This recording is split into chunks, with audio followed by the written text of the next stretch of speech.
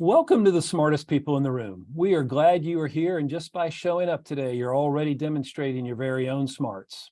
Today, I'm pleased to feature two of Nashville's best and brightest, two guys who are old friends who met in college and have collaborated on and off ever since. I will promise you today that you will leave thinking, wow, who knew? And you'll also leave smarter and more inspired than you arrived. Before we get started, please let me take care of some business. First, to the audience, please feel free to introduce yourselves in the chat window. The reason we do these webinars is twofold. First, we want to showcase really smart people and the amazing work they do day to day in the music industry. But the second reason is a bit more nuanced. Many of you know that I am a music industry headhunter. I run the music practice at Turnkey ZRG, and I place music executives in roles throughout the industry. So by definition and function, I help people connect with companies. In this series, my goal is to help you make more connections, and I invite you to take full advantage of that opportunity. Specifically, I invite you to engage with the speakers and the other attendees in the chat of the Zoom. Please introduce yourselves, share your LinkedIn profile, say hello to your friends, and please make some new ones. And ask questions of our speakers. We will try to address as many of those as possible during the session. Also, please make sure your chat is set to address everyone, not just the speakers. I want to thank our program sponsors, for without their support, we could not keep this series free. Special thanks to First Horizon Bank, Turnkey ZRG, the Tennessee Entertainment Commission, MedJet, Tennessee Brew Works, and Project Music. I'm also pleased to introduce a new sponsor to our lineup today, Better Than Booze. Better Than Booze is revolutionizing social drinking as you know it. This is a cocktail-inspired line of beverages that use hemp-derived CBD and THC to help people feel highly social without the hangover. Yep, you can have that drink without really having a drink. The method to their magic involves patent-pending emulsion technology that offers a world of buzzy beverage with a long list of talents. Flavor forward, plant-based, low-calorie, gluten-free, vegan, naturally flavored, and hangover-free. For the uninitiated, most people describe Better Than Buzz as similar to a glass of wine, pleasant, mellow, and vibey. That's because when CBD and THC hang out together, you get a milder, softer high. Wow, I can't wait to try that stuff. And I hate hangovers, so bring it on, folks. So let's get down to business. In today's host seat, we welcome Austin Atwood. Austin is an award-winning audio engineer who moved to Nashville in 2008 to study music business at Belmont University. In his time at Belmont, he worked as a student assistant at Ocean Way, Nashville, and interned at several local studios. He spent the first few years post-graduation splitting time between studios and touring, eventually realizing studio recording, which was a much better fit. In 2014, Austin rejoined the Ocean Way staff as an assistant engineer, working his way up to making records all around the world. In the past decade, he has worked with George Benson, Joe Bonamassa, Bon Jovi, Evanescence, Mark Broussard, Kaleo, the band Camino, Dan and Shay, Robert Finley, Dierks Bentley, Disney, and 2K Games, and many others.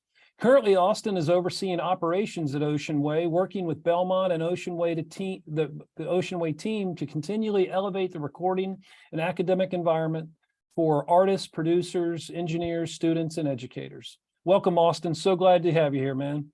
Glad to be here. And joining Austin as today's featured guest is Kevin Grosch. Kevin is the co-founder and CEO of Made In Network, based in Nashville. Kevin has shaped and guided the businesses of some of the most influential and culturally relevant creators and content brands on the internet, including Babish, Culinary Universe, Marty Music, Bailey Sarian, John Krasinski's Some Good News, Marty Matheson, and many more. Made In specializes in serialized content creation, audience development, and talent management. In a similar capacity, Made In Networks deals deeply with consumer brands, providing a range of capabilities and resources to activate and build audiences through content. Kevin has developed digital content and strategies for Amazon, Wayfair, Rocket Mortgage, and many other big brands. In 2022, Kevin and Made In formed a strategic partnership with investment groups MEP Capital and Cordillera investment partners to accelerate the company's mission of helping creators build the next generation of media brands. Over the next 5 years, Made In Network plans to invest over $50 million into its creator talent and brand studio, including development of new original IP, product extensions, catalog licensing, and business diversification. Kevin's a graduate of Belmont with a degree in songwriting. It is an honor to welcome these two young rock stars to our platform. Take it away, Austin. All right. Hi, guys. Hi, Tom, Kevin, everyone in the chat. Thanks for being here. Kevin, how are you doing? I'm good. Tom promised that there would be, people learning things and inspired. So like I didn't promise that, Tom did. So hopefully we can get to some of it, but feeling good overall. Awesome. Well, glad you're doing this. Glad we're here. How's the family? How's Leona, Simon, and Jess? Things are good. When we were prepping for, we're talking about doing this, and it was like, old friends catching up, we want you guys just to talk about what you want to talk about. And it's like, this is perfect for us, Austin, because like we're probably due for our catch up with how everything's going. So I'm glad, but yeah, I mean, my family's great.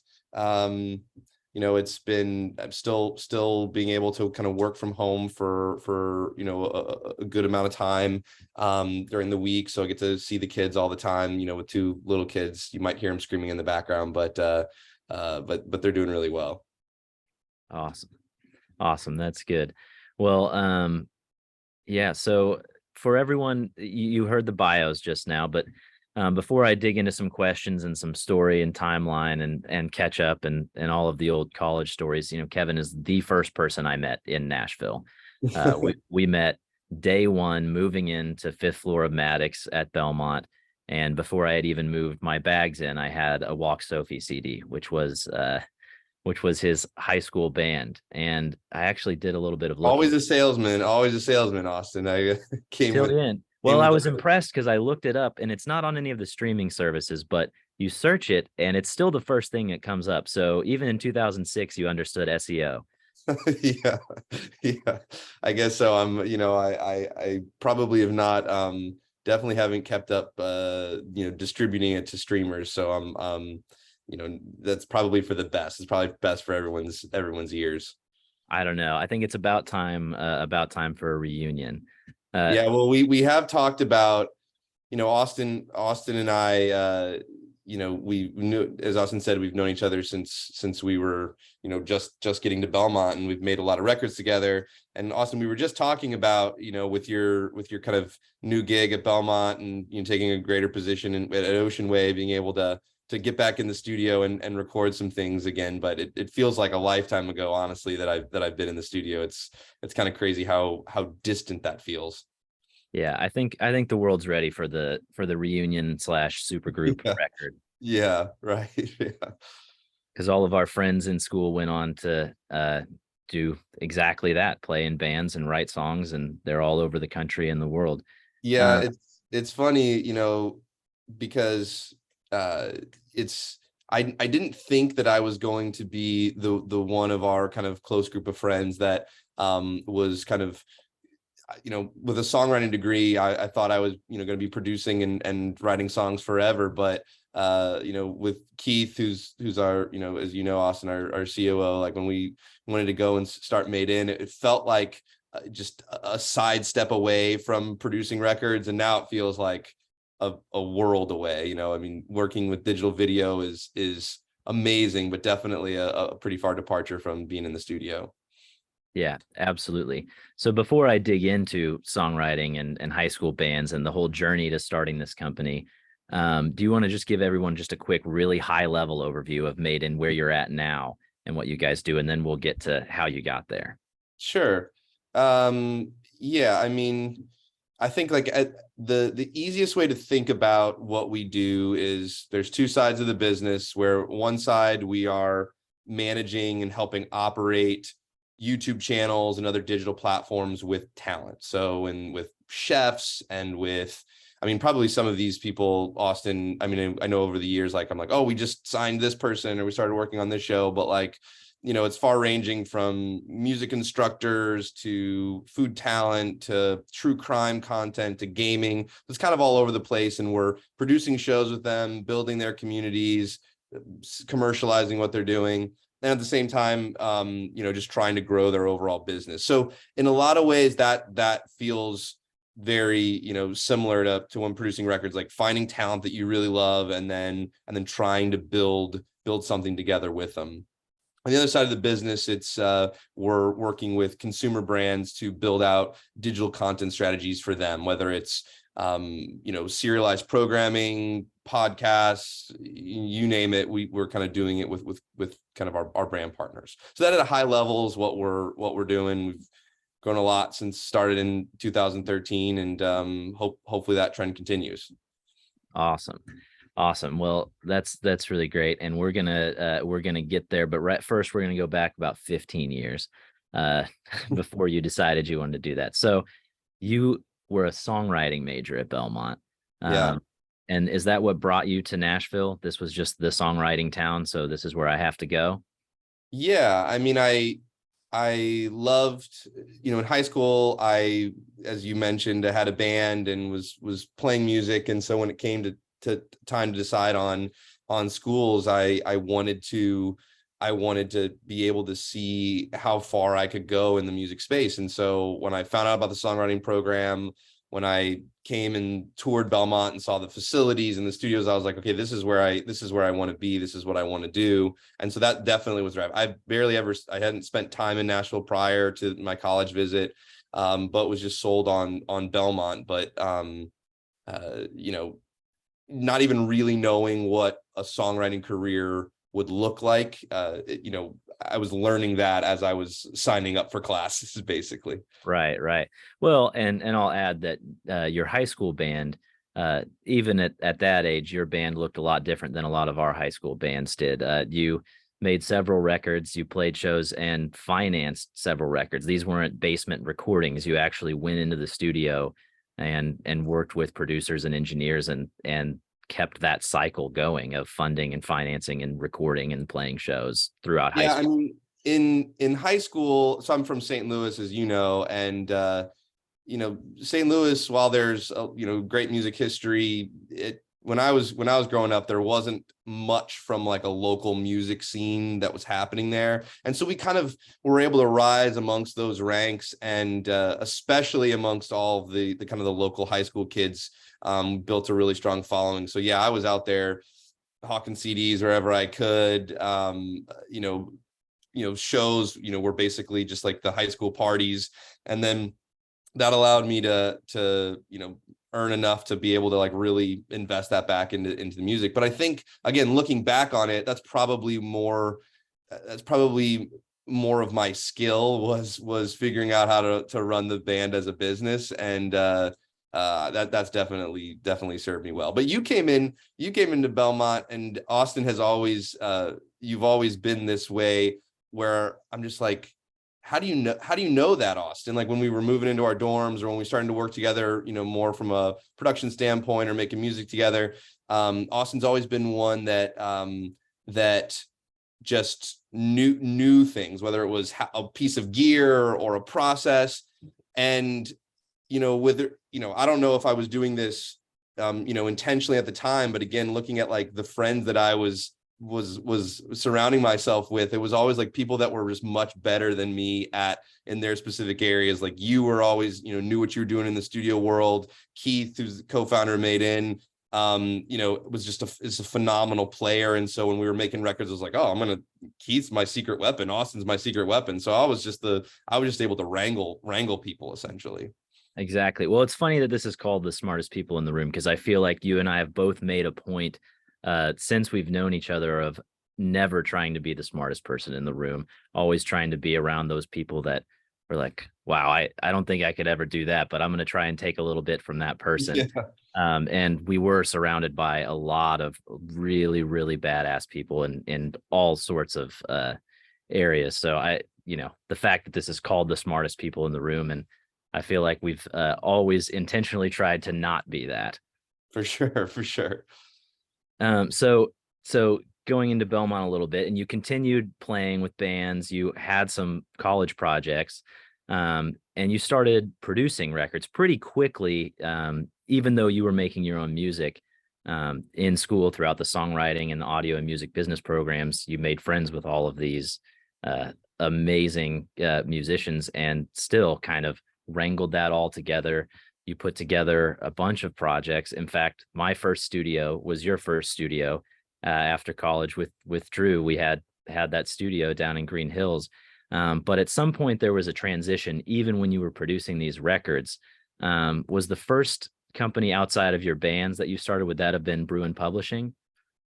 Yeah, I mean, yeah, for sure. I mean, so in college, when it was kind of a school project, but it was also just a passion of mine of trying to find ways to, outside of the classroom, figure out ways to further my career. And so I started the publishing company at Belmont, Bruin Publishing, and that kind of that got me excited about the process of developing a business idea and then launching it. Because I remember it was a production class at Belmont.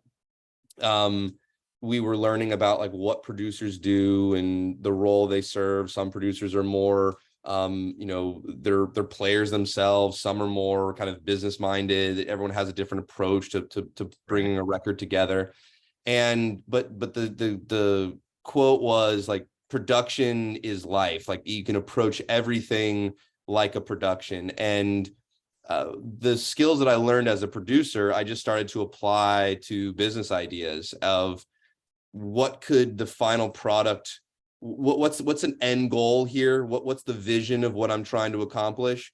And then how do I work backwards to kind of figure out all the pieces that need to come together to realize that vision? And so Bruin Publishing was definitely the first time when I started to kind of make that connection of like, oh, if I hear a demo of a song, I can kind of envision what I want it to be ultimately. But then once we start laying down tracks, it starts to reveal itself more and more. I started to apply that to, the idea of a business structure and what it could ultimately be. And then going, okay, let me make moves to see how we can get there, and, having to pivot along the way if necessary.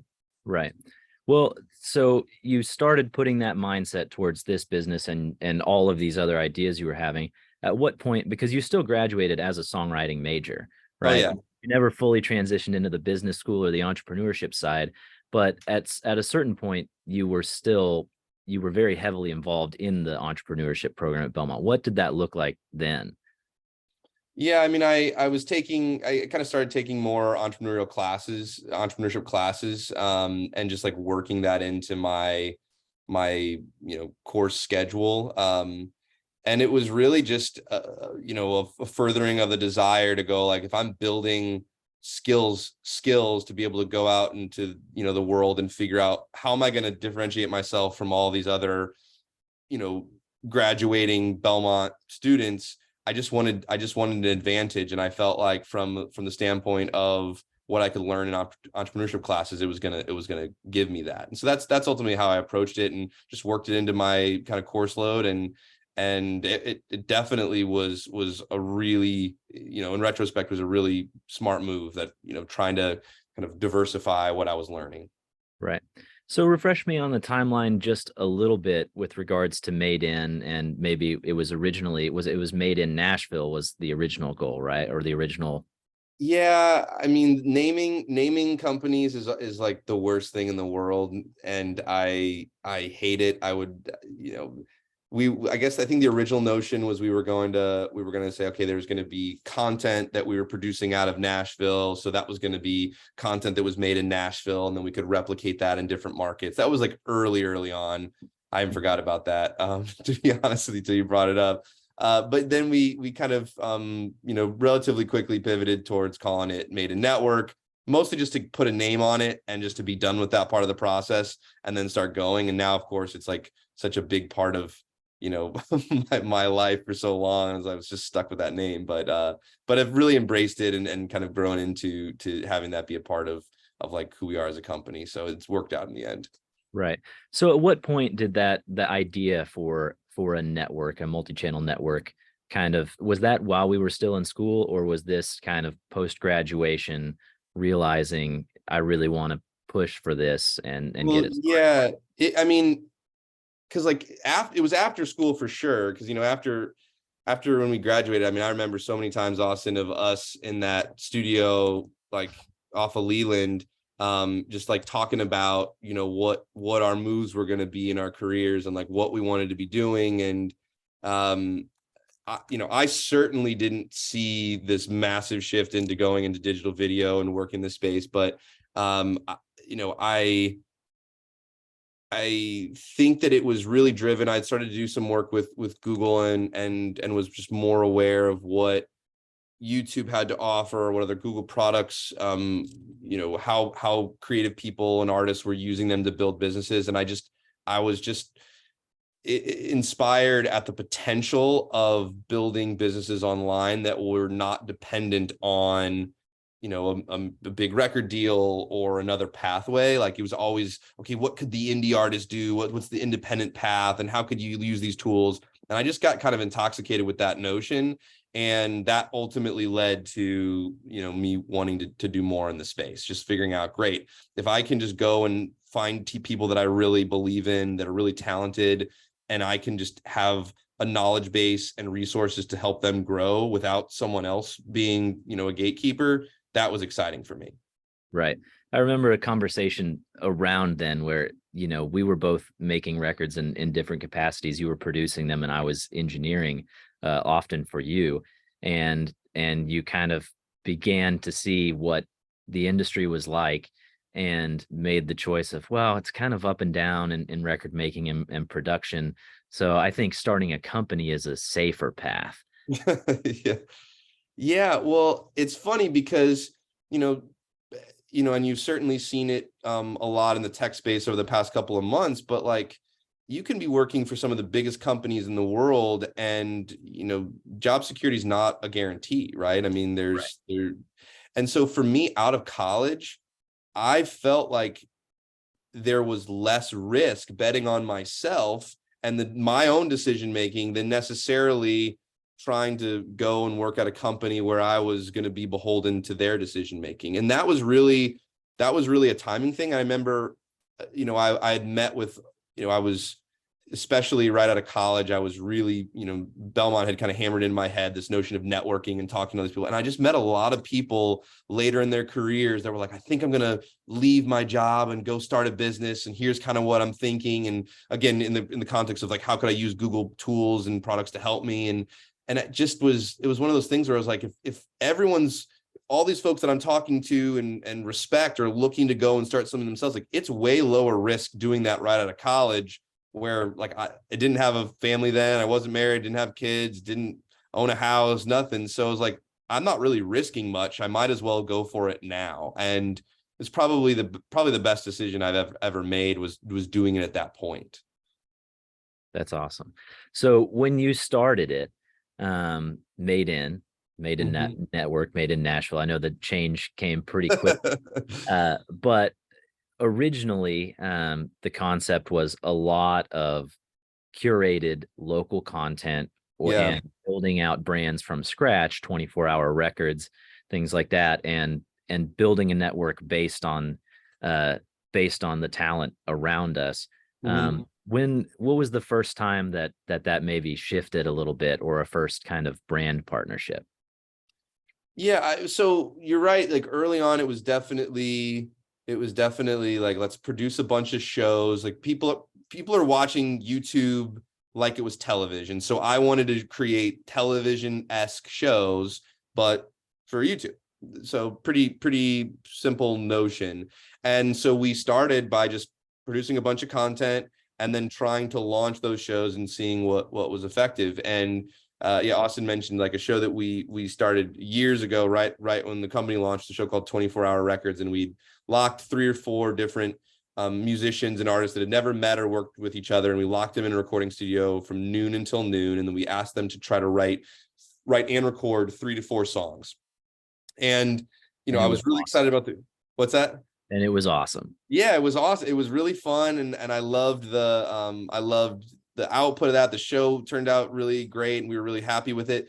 and it had a moderate amount of success, but it didn't really take off. And we were leading with concepts at that point that we just thought were really cool, and we weren't necessarily infusing much incorporating much thought into what was happening on the platforms that would allow us to kind of draft alongside, right? We weren't factoring in trends, we weren't factoring in what people were watching or consuming.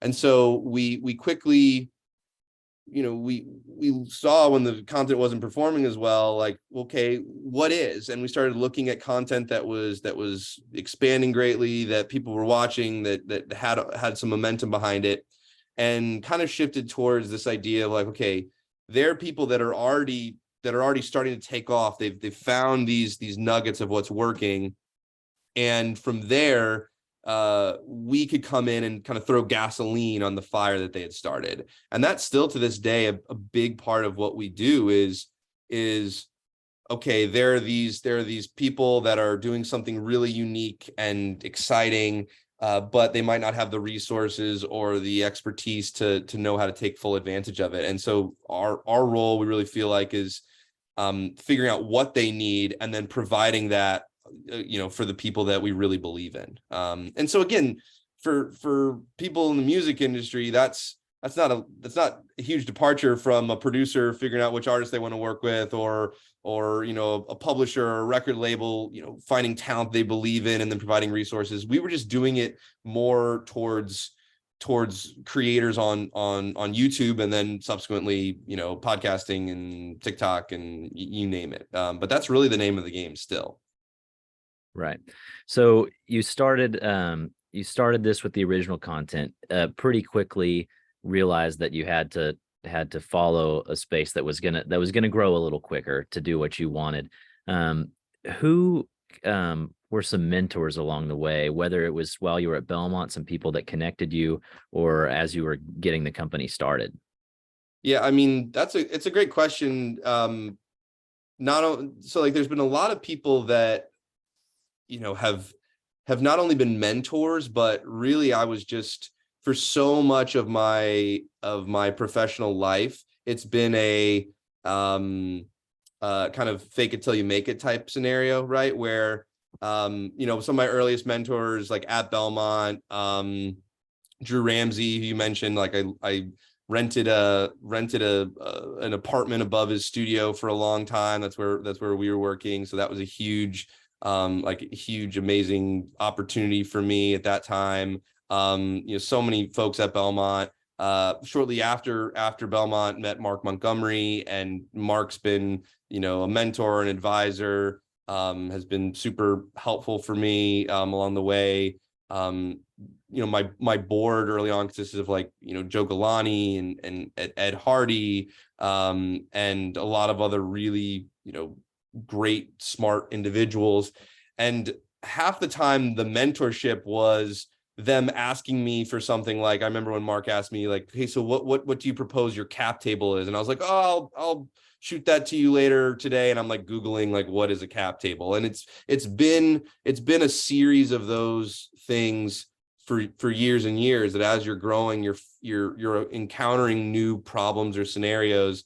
And it's just falling back on, resources that you can rely on, individuals you can rely on, and then also just that kind of process of learning and discovering what you don't know so that you can be informed. And then once you get that information, it's just about trusting your own ability to, take in information and then evaluate it to be able to make decisions. So it's been, those mentors have less been like giving me the answers. They've been like giving me the questions to ask, which has been really helpful.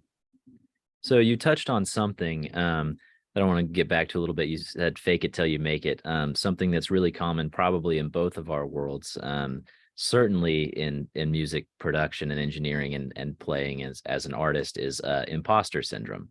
And I've found it's kind of an even split. Half of the people deal with it constantly of, wow, I don't know how I'm here, but I am, and I'm going to make it work. And half the people say, I have no idea what you're talking about. This is what I do. I'm doing great. Have you felt that way at all?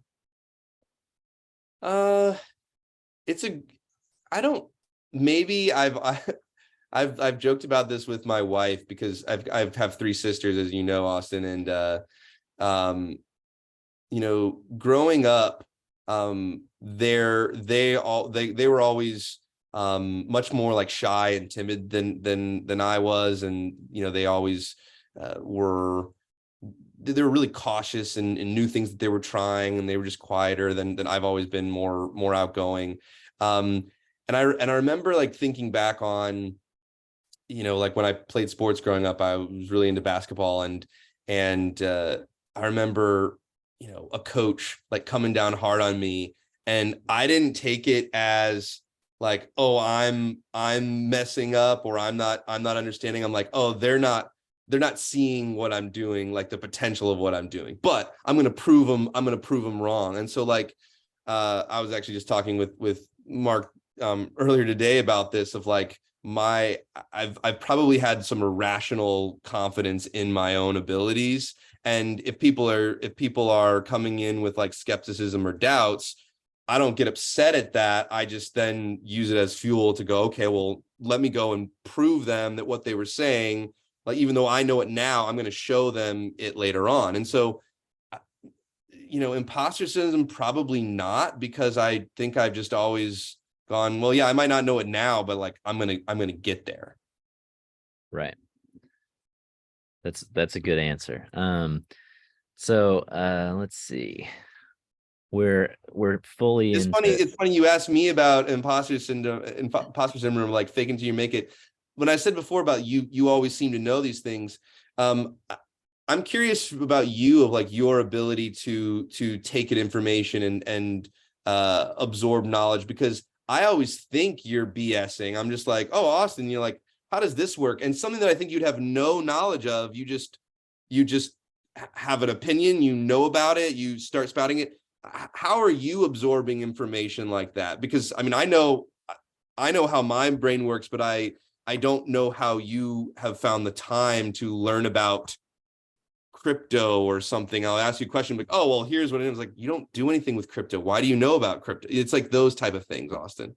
Yeah, irrational confidence is a good way to put it. And I also hate and am terrified of feeling unprepared, and I'm always feeling unprepared. So I'm just always trying to find something or read something. And it's, you know, we grew up in this age where someone asks you about your cap table, you can Google it. So it's not hard to figure out how to do something you don't know how to do. You just have to decide that, oh shit, I need to know this. Yeah. But you just seem to have the answer then. Again, it's a head scratcher to me. Like, I'm going like, yeah, let me get back to you later. And then I go to the research, and you just spout it off then, like as if you anticipated the question. It's definitely a skill of yours, Austin. Yeah. I made it years as a staff engineer at Belmont, going like, the students would come up and say like, hey, I have a problem with this console. I'm like, yep, I'll be right back. I like go in the other room, like, hey, Austin, they've got this problem. I'm describing to him over the phone, giving me the answers back. So again, Austin's a cheat code when it comes to stuff like that. Well, it's certainly as you've probably learned in this company, the easiest way to learn that stuff is to have to show it to somebody else, have to teach somebody to do it.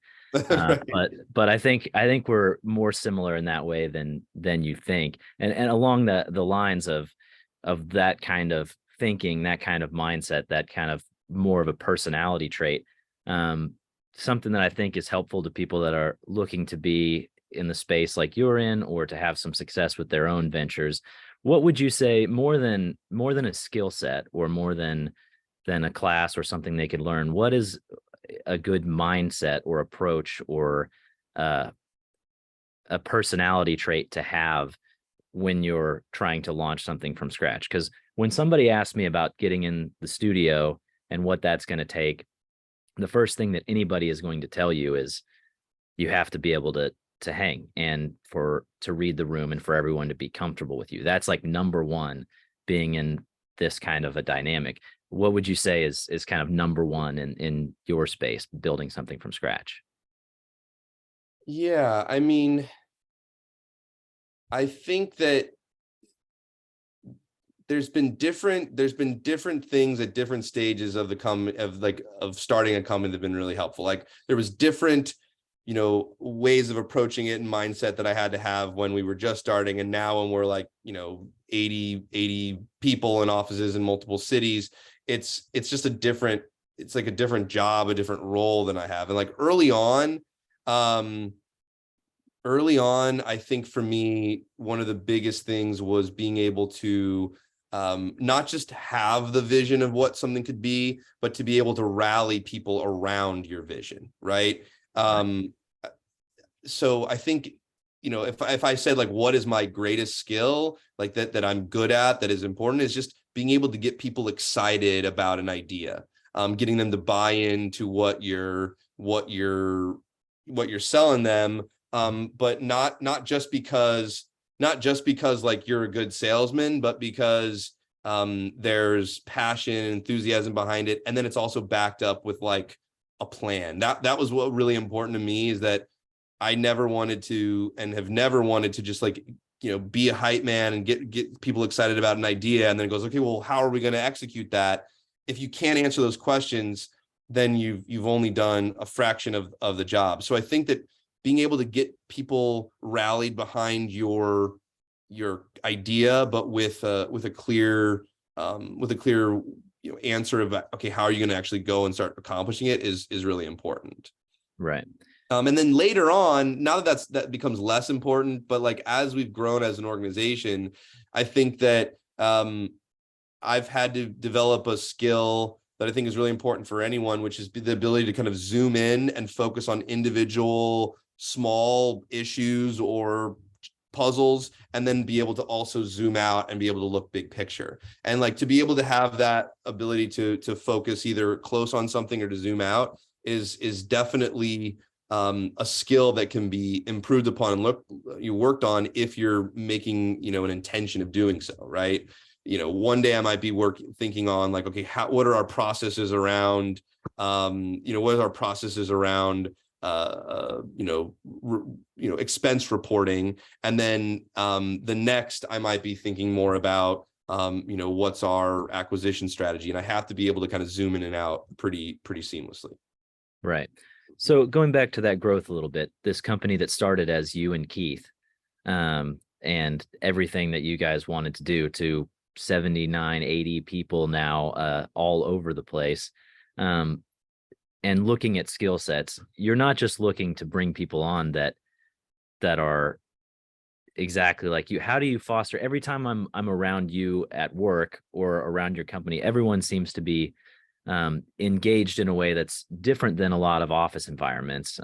How do you grow a company of that size, manage different skill sets, but also foster an environment that people actually want to work in?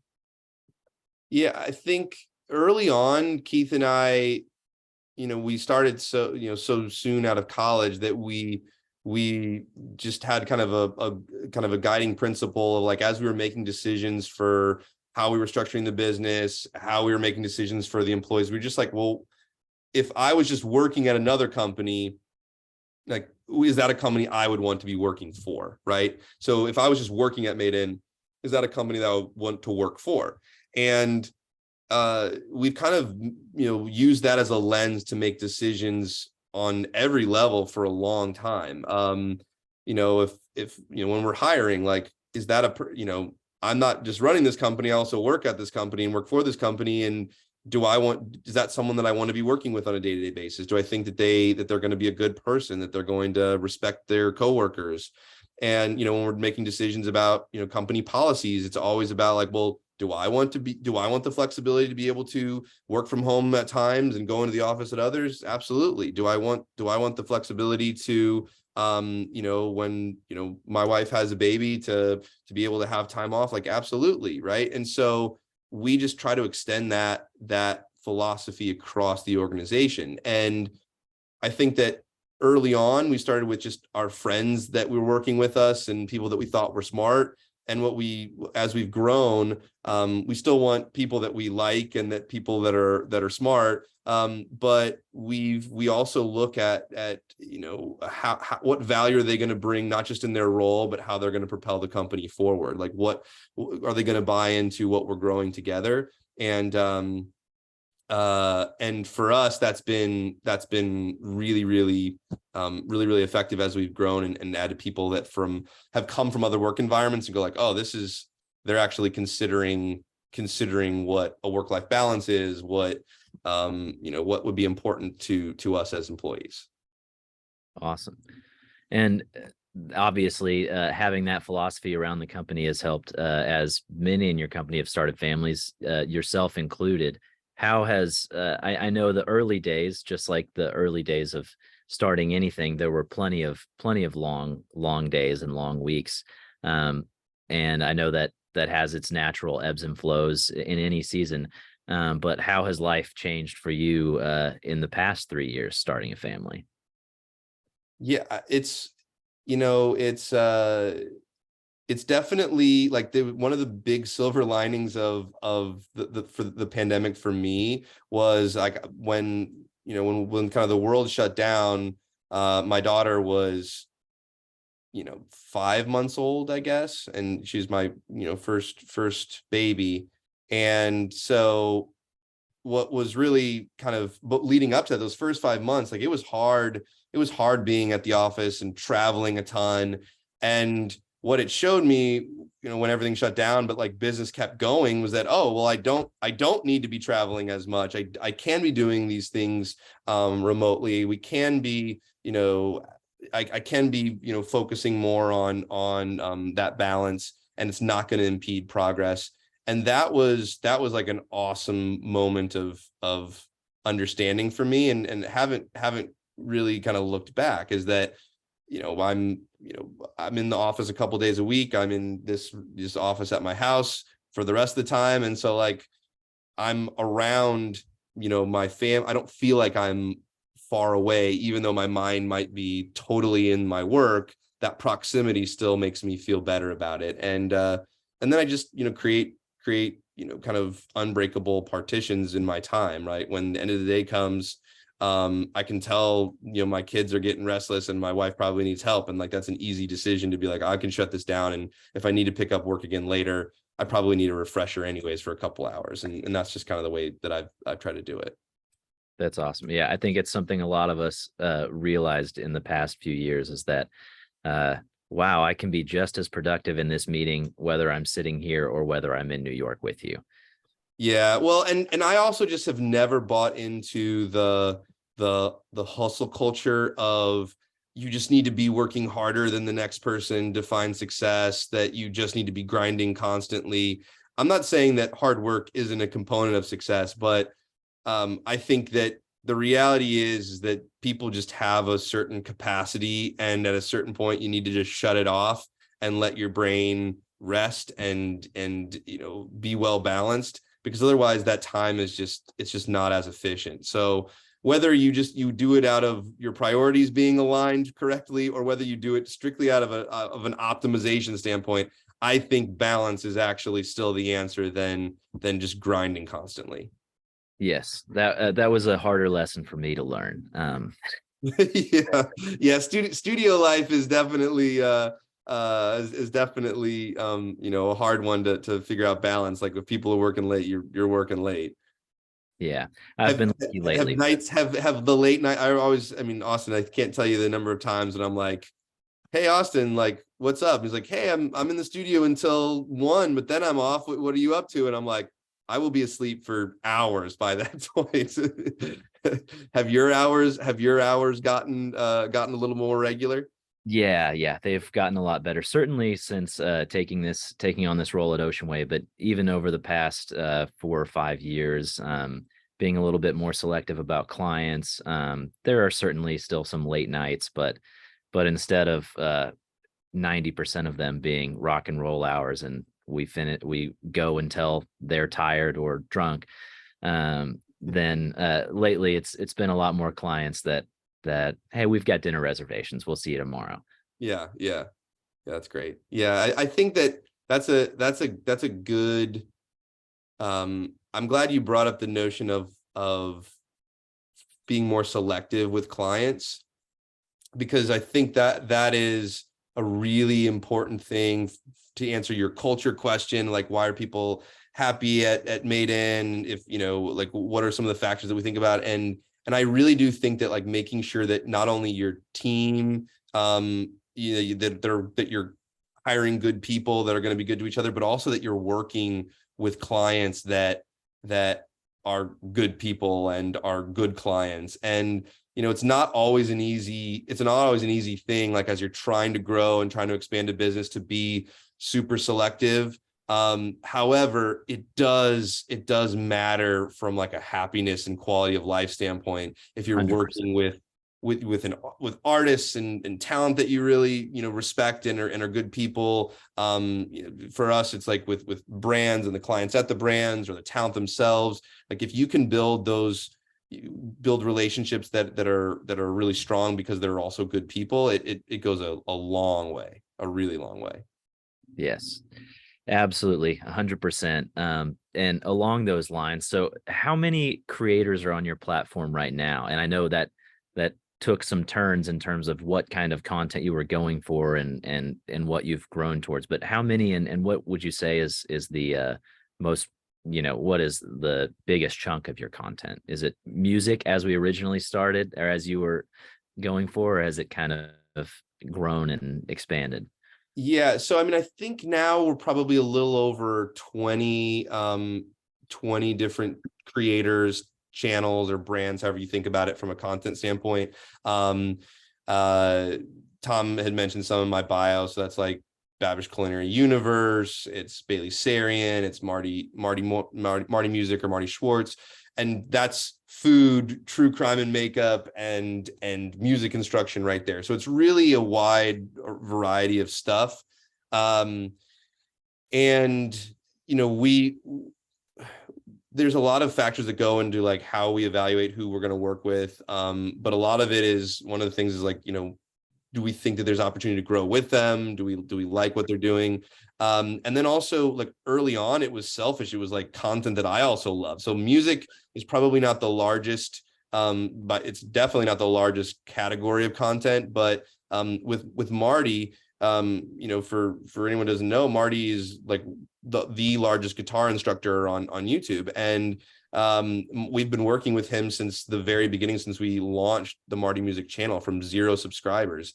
And that to me is probably one of the proudest accomplishments that I've had, you know, professionally, just because I love that we're working in the music space. Marty's inspired so many people, taught so many people how to play. But also like it was really truly from the ground up, from 0 subscribers to where it is now. And but then selfishly, like I love food, and so we got into the food space early on, and now that by far is probably our largest content category is in the culinary space.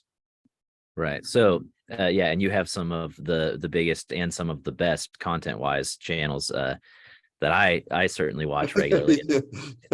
One thing I was wondering from you, because you love to cook and you cook all the time, so do I. Any go-to recipes that have come from one of those channels of yours that now you can't live without? So Maddie Matheson is a phenomenal chef. Like we work with a lot of really great like food talent and people that know food, but Maddie is a really, really phenomenal chef. And so like in general, like if you're Maddie's recipes like are almost always standouts. The team that works with Maddie, like we film all of his content here in our studios, and whenever he's shooting, like the people are flocking to the offices to see like what leftovers there are. I mean, it's he's just really talented. So like I don't know if there's a specific dish. He made like for Thanksgiving this year, he made like Korean fried turkey, like a Korean fried, instead of like Korean chicken wings, it was like turkey, you know, broken down, and that was amazing. But lots of stuff from Maddie. That's awesome. That's awesome. And also in the true crime space, that I remember you calling me a couple of years ago before you launched the Bailey's podcast, and she was already doing murder mystery makeup, but we had talked about setting up a studio and a rig for her, and I kind of went away from my mind and completely forgot about it. And a couple years later, doing a lot of road trips to Kansas City to see family. That is my wife's favorite podcast by far. Yeah. Far above I mean, everything. that's another one that that is really has been incredible to work on. Is so Bailey Sarian, her show Murder Mystery and Makeup, where she would do her makeup and tell a true crime story, had been kind of a hit show. And then she launched this podcast called Dark History, and it's really all about talking about historical events that aren't often discussed and might go under the radar. And so for us, why that's been so great is not only is Bailey an amazing talent, but it's just another project that, from the standpoint of like the value that the content brings, it feels really fulfilling. With Marty and the guitar instructions, it like there's so many people that are learning to play music that way. That feels like good to me. People that are watching food content and learning how to cook, and they're better than others. I love that. It feels good to me. And what Bailey's doing, I think, especially with Dark History, I think is just a really important thing, which just adds some value and weight to it in my book, for sure.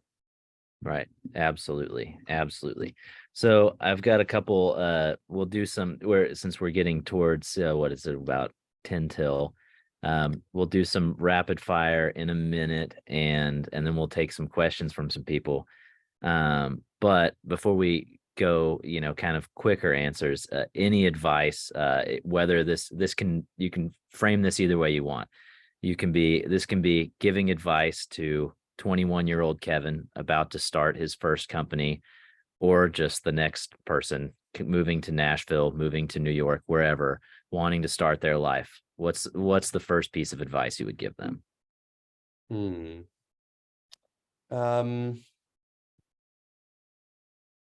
I think it's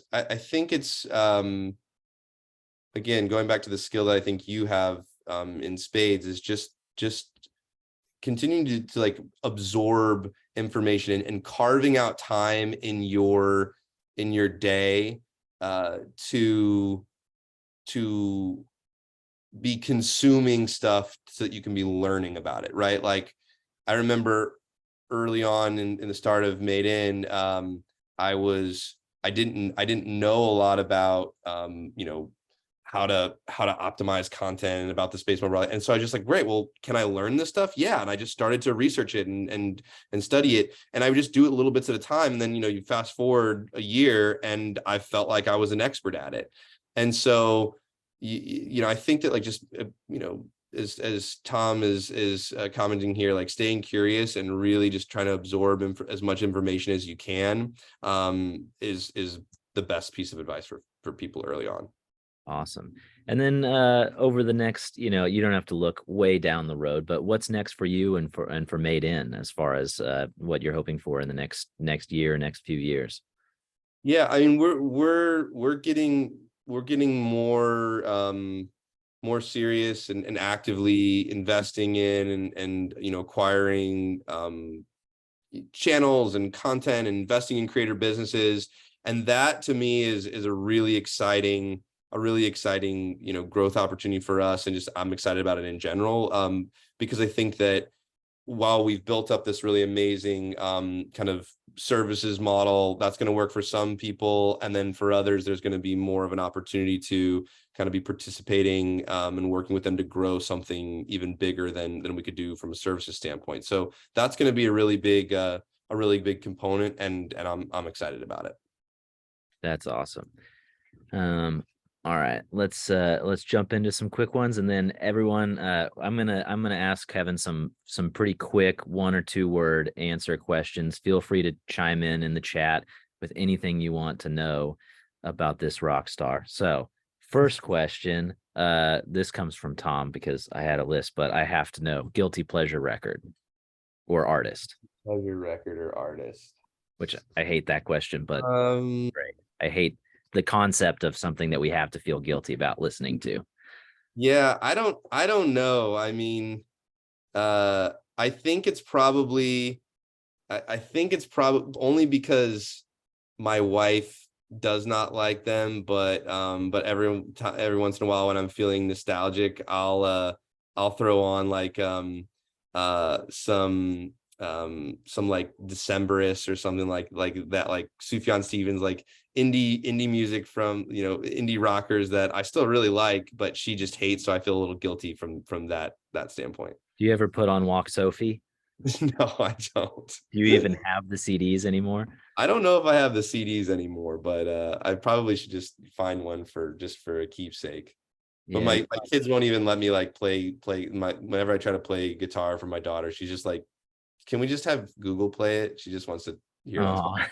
Do you still write songs at all? I still write songs, but like, I'm just readying them for the next time we get in the studio, Austin. Yeah, good. Ready for that super group record. All right. So any standout records of the last couple of years, pandemic to now? Oh, I love Brandy Carlisle's last record. That's one of my favorite records. I mean, I've listened to that so many times. I mean, I loved the past couple Taylor Swift records. Like, I think those have been awesome records. I've really enjoyed, gosh, I mean, there's so many that, like, but I'm just like all thinking of just like Americana records that I love, and so I feel like that I'm just gonna go too far down that path. So I'll just leave it at those two, since it's supposed to be short answers. No, that's great. And I don't know how much we can get into this question before we run out, but just curious, in the music space, since we're, you know, uh, both involved in the creative process and in different areas, and everything really changed right before we started doing this professionally in terms of monetization and record sales and streaming and live shows and YouTube. Um, what would your advice be to an artist or someone getting into the space as a creator, knowing that maybe there isn't currently, unless something changes, the revenue for songwriters that used to exist in streaming and mechanicals? What's a way to use YouTube to set yourself apart? Yeah, I mean, whether it's YouTube or other social platforms, their tools are constantly being developed. Platforms are popping up. I mean, TikTok wasn't in the conversation even a few years ago, and now between TikTok and YouTube Shorts and Instagram Reels, like short form content is just such a massive component. But like, so how do you leverage that? How do you build it, build something with it? The biggest piece of advice that I would have, without the specific mechanics of monetization, is just thinking about how you apply your creativity as an artist to those platforms. It never works for an artist when you just feel like it's an obligatory thing that you have to do from a marketing standpoint. That the artists that are finding success, that are actually blowing up because of these platforms, they're embracing it as another creative outlet. It's like, artists, when they first started having to make music videos, were like, what do I have to make a video for? And then it became part of the core creative expression for them. There's a lot of artists that love making the music videos as much as the records themselves. Well, how can you apply that mindset but to short form assets, to long format YouTube shows, to podcasts, not just like as a thing you would have to do because the marketing department at a record label says so, but because like you just feel it's part of your artistic expression. Right. That's a great answer. All right, let's look to some of these from the chat. David's asking, are you going to shows now? Or have you been going to any shows lately? And what are your favorite small live venues in Nashville? With two little kids, I don't go to shows that often. It's like an event when I go. I think still my favorite smaller venues, I live on the east side, and so I love the Basement East. So that's probably, I would probably put that as my favorite smaller venue. And then, from other concerts, I mean, I love going to the Ryman. I love going to the Nashville Symphony. Those are like, I mean, I would see shows there any day. Yeah. Well, I mean, it's hard to beat. The Basement East is great. It's hard to beat the OG Basement for me. I will always love that place. And the Ryman, of course, hard to beat. And I've seen some really great shows at the end. Yeah, at the end, yeah, for sure. All right. Jordan asks, what's your favorite project you've worked on recently, Kevin and Austin? I would say we did a big program with Amazon called Amazon Music Live after Thursday Night Football this past season. And there was some amazing programming that came out of that, some awesome performers. And so that's definitely been one of my favorites. Awesome. I'll say for me in the past year, there have been a lot of standouts, but a really fun one was this Mark Broussard charity record, part of his SOS series that's coming out this coming year. So I'm pretty excited for that. Everyone stay tuned. Cool. Tom, how are we doing? Well, I'm afraid we were actually run over, but nobody cares because this has been such an engaging conversation. I promised the audience before we started that they would leave today smarter and more inspired than they arrived. I think you guys have delivered on that in spades. Let me just say on behalf of the audience, you guys are wise beyond your years. And Austin, you said something that's so important in the music industry, and that is learn how to hang. That is so important. And any young people out there listening to this, learn how to hang. Peter Shapiro's book talks a lot about that. If none of you have read that, that is a fantastic book about the live music industry, and he talks all about learning to hang. But gentlemen, with that, I am going to wrap it up. I want to thank you for just being awesome. Kevin, I've been a fan of yours ever since we shared some office space together years ago. And so I'm so delighted to see your success continuing. It's no surprise that it is, and I know it's going to continue. And Austin, I can't wait to, keep hearing what you're working on in terms of records coming out of Ocean Way. That is the coolest studio in this whole town, bar none. And so you are obviously doing something right to be occupying the chair that you have in that, revered room. To the audience, please come back next Thursday at the same time. In the meantime, be nice to each other, and we'll see you soon. Awesome. Thanks, Tom. Really Thanks. appreciate it. Thanks, Austin. See y'all. Bye.